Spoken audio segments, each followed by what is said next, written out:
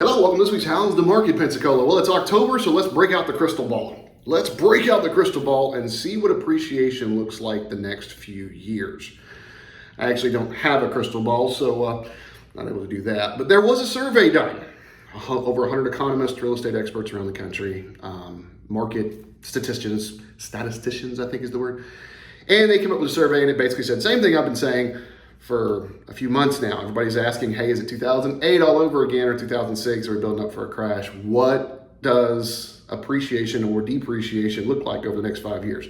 The answer nationally that came out, they said 2021 is going to finish up somewhere around 11.74% appreciation. 11.74% appreciation. That's serious appreciation. We had some high ones last year, got it again this year. But like I've been saying, I don't think we're going to go depreciation, but we are going to come down from those double digits. The survey says 2022 is going to be looking more like 5.82% appreciation. 2023, 3.94%. 2024, 3.56%.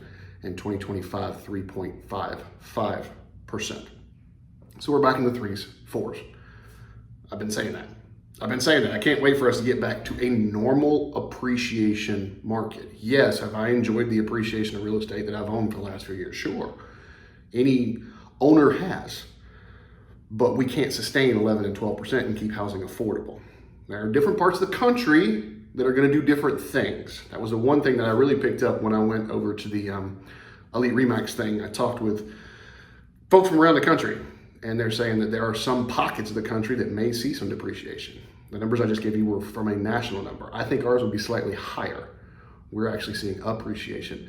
What you did not see in there was any depreciation. I had a conversation just this morning with someone saying, I think it may be 2008 all over again and we're gonna crash. No, I don't, not in real estate. If you stop with the knee-jerk reactions of, if the word recession, that R word gets thrown around, that means housing's gonna go down. The reason most of us are having that knee-jerk reaction was because the very last recession was real estate led. But like I have said on the show multiple times, if you look at the last 5 recessions, 4 of them real estate went up. So even if we have an economic recession, there is nothing pointing to real estate going down, nothing. So if you're waiting to buy, I think it's a mistake. I don't think these are overinflated prices, right? There are some properties. I mean, we can't say every property is not overinflated. Some of them are. Some are listed too high. I don't typically take listings too high. I've had some people come in and ask me, hey, can you put this on for $750,000? And I'm stretching to get you to $600,000. And I just go, no. Well, they find a rookie agent to put it on. It just sits there. It clogs up the inventory. So are there properties? Sure. But overall, is the market overinflated? No, it's Florida. A lot of people are moving here. It's basic supply and demand. We'll talk about that here in just a minute. Actually, you know what? That's a great segue into it. Let's talk about our supply and our demand here in Escambia and Santa Rosa County. Let's go.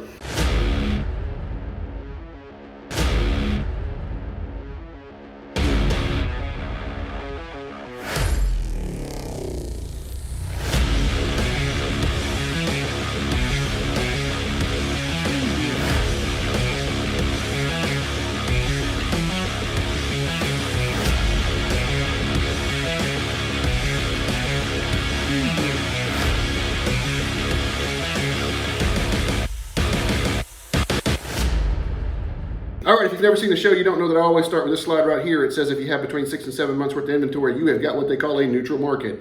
Anything greater than 7 months worth of inventory is considered a buyer's market.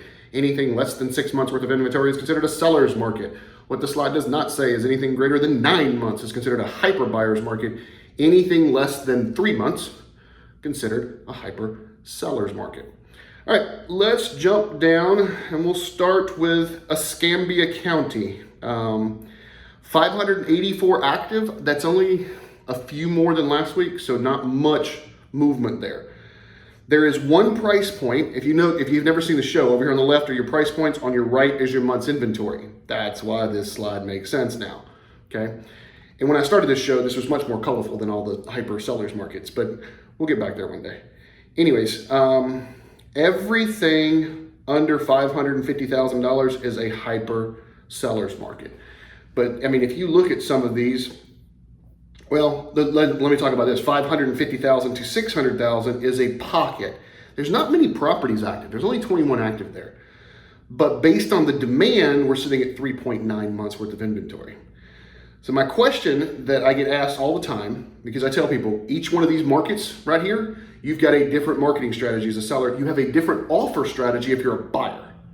Okay, so is 3.9 being a seller's but not a hyper seller's enough away from the hyper seller's mark to where it would change it? Maybe. I'm not trying to be evasive on the question, but maybe. That would be a property specific question. That would definitely be a property specific question, but it could be both on the buyer and the seller side. Everything else still hyper seller's market.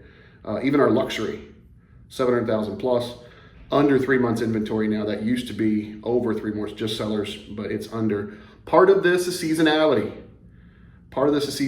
So I don't want buyers to get frustrated. Well, I mean, there's a lot of buyers getting frustrated with the market anyways. I don't want you to get frustrated watching the show thinking that everything's going down as far as inventory is concerned here in the fourth quarter, and there's nothing out there. There is. I understand a lot of buyers take a back seat during the holidays. A lot of sellers take a back seat during the holidays. I'm already having questions about listing properties in January. It's middle of October. All right, I'm already having those questions because they don't want to move during the holidays. I get it, makes sense. But the people that are putting their property on the market are serious.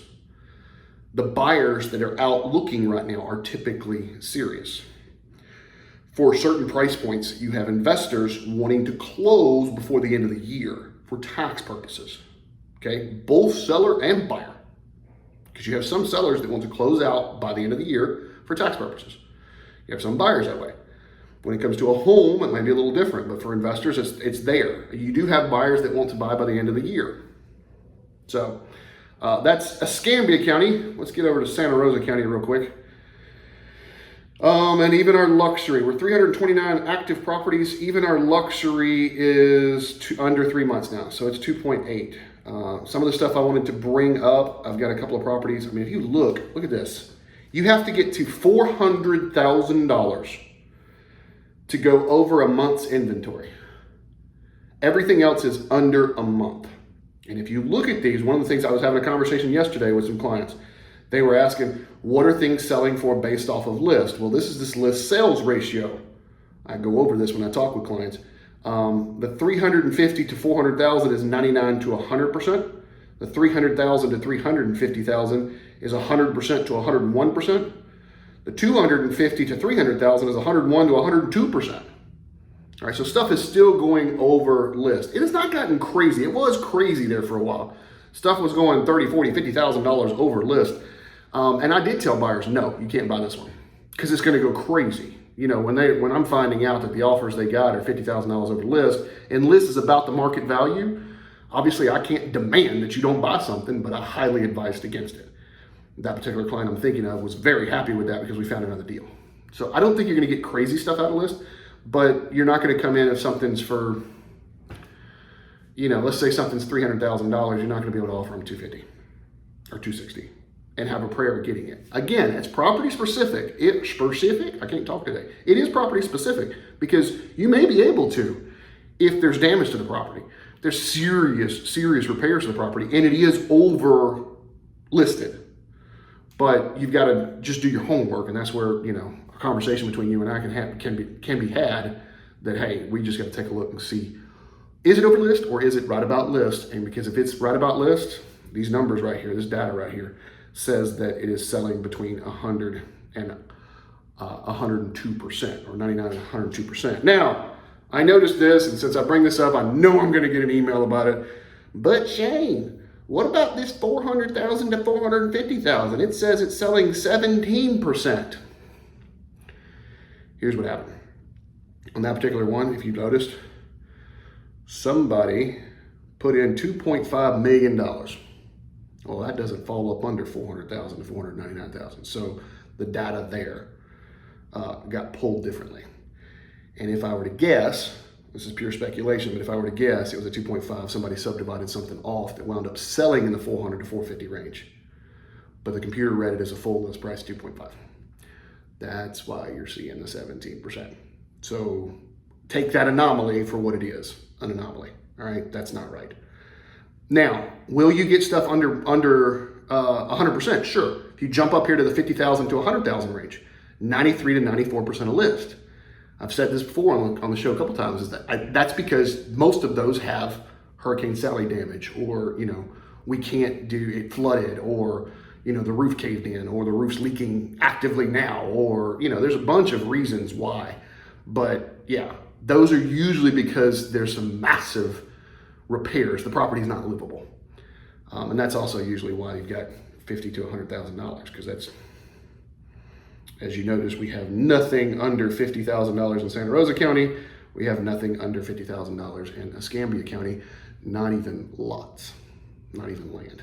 So that's been running for a couple of weeks now. I knew we had it not in Santa Rosa County for a while, but I've just noticed it in Escambia County the last couple of weeks. And so that's weird, because I've sold some lots under $50,000 this year. So it's strange. But again, inventory traditionally is lower in October. So maybe that's just what we're at. All right, that's your numbers for this week. I hope that all helps. As always, I end the show talking about our instant offer program. If you don't know what I'm talking about and you're still watching this, the instant offer program is a chance where we give folks a chance to get an instant offer on your property. So you call me up going, hey, I need an instant offer. I've got to sell quickly. Something's happened. I need to move. I inherited the property. The one I've told the story about a couple of times, the guy hasn't been in Florida in 20 years, but he inherited the property. And so now he's like, I have no idea where it's even at. I mean, I got the address, but I don't know what condition it's in. It was in horrible condition. You could tell it had been abandoned for quite a few years. And he's like, I just need to sell to an investor. I don't even want to put it on the market because I don't have any money to put into it. We walk through that. And the reason the instant offer program works better with me than with most is because I can offer both sides of it. Because I had another person call me up going, hey, I want to talk to you about your instant offer program. Can you give me an instant offer on my property? And I did. I walked through them. And I said, yes, we can buy it as an instant offer like an investor. I have conglomerates behind me. As an investor, we can offer you this. But you've got time. You don't need to sell this very quickly. All right, you can hold it for a few months. Why don't we put it on the market for 6 weeks, 7 weeks, and see if you can get more? If you can, I'll just be your realtor. Walk away. If you can't, you've got this floor. Well, that worked out for him. That was exactly what he wanted. We put it on the market. He wound up getting about $25,000 more, which I knew he would. But it's situational. It really is situational for each individual, situation. So there's a link below to talk a little bit more about the instant offer program. But if you know somebody that actually needs it cash quick, they need to close in 10 days or, and it's no price point change is different. I've had everything from a $5,000 lot call me as an instant offer to a $2 million property in the water because something was going on legally. They needed to sell. Okay, we can talk. So it really doesn't matter what we're discussing there. It just depends on the situation. If I can help in the situation, I will. If I can't, I will tell you at least I've got a pretty big network of people here in the area that may be able to help with other areas. We'll go from there. All right, that's it. Thanks for watching. Have a great week. I'm a man on a mission. My mission is to help people break through all the noise out there and Don't need no permission. I want to help you get to actual truth. Don't you just want the truth?